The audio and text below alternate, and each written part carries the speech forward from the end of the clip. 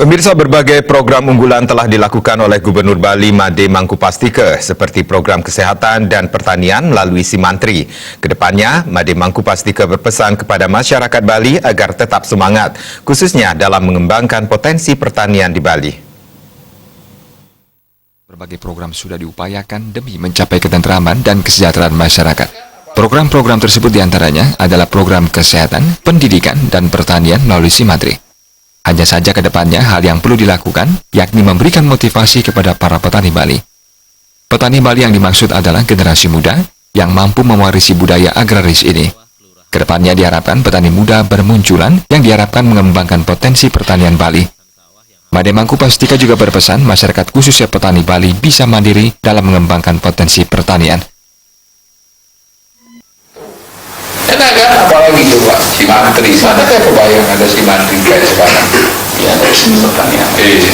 Hanya saya berpikir gimana caranya petani orang Bali ini mau bertani.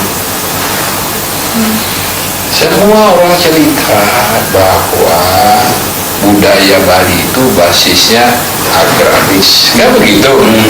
Jadi mulainya dari pariwisata budaya. Budaya itu dari agraris. Agraris kan artinya pertanian.